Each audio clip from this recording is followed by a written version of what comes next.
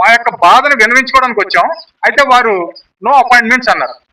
కానీ అయితే మేము దీన్ని ఫర్దర్ గా మా 6 సీనియర్స్ 4 రాష్ట్రాల్లో ఉన్న 6 సీనియర్స్ నుంచి కూడా మా సంఘస్థులు అందరూ రావడానికి రెడీగా ఉన్నారు.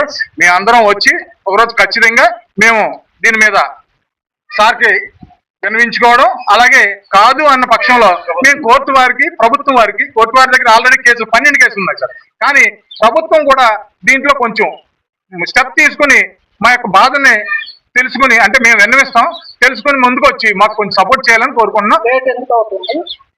ఏది సార్ అడ్మినిస్ట్రేషన్ నుంచి ఇంత సార్ 6 నెలలు అన్నారు, 9 నెలలకు మించి మా సీటు ఖాళీగా ఉండడానికి లేదు. ఇది ఒక పాస్టర్ బేస్డ్ రాజ్యాంగం అండి. పాస్టర్ గారు మాత్రమే ఆ సీట్లో కూర్చోవాలి సార్. లేమ్యాన్ కూర్చోవడానికి ఎలాంటి అధికారం లేదండి. సో అలాంటి ఈ రాజ్యాంగంలో లేమ్యాన్ కూర్చుని వాళ్ళు కాలయాపన చేస్తూ 7 మ్యాన్ కమిటీ అని మా నెల్సన్ బాబు గారు మాట్లాడారండి, మా సీనియర్ పాస్టర్. 7 మ్యాన్ కమిటీని రాజ్యాంగ పరిధిలో దాన్ని ఆథరైజ్ చేయడానికి వాళ్ళు హైకోర్టులో వేశారు సార్. అయితే హైకోర్టు వారు తిరస్కరించారు.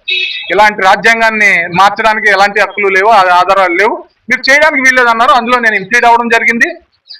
ఇలా 12 కేసులు ఇన్ని ఉండగా వీళ్ళు ఏ విధంగానూ కేర్ చేయకుండా వాళ్ళు ఇష్టంగా ఒంటెద్దు పోకూడతాం నేనే రాజు నేనే మంత్రి అనే విధానంతో వాళ్ళు వెళ్తున్నారు సార్.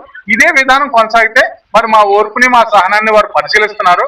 సో మా సంఘస్థులు అందరం కలిసి మేము ఖచ్చితంగా ఒక రోజు వచ్చి మేము అందరికి వినవించుకుంటాం, అలాగే గవర్నమెంట్ కూడా మా నిరసన తెలుపుతాం.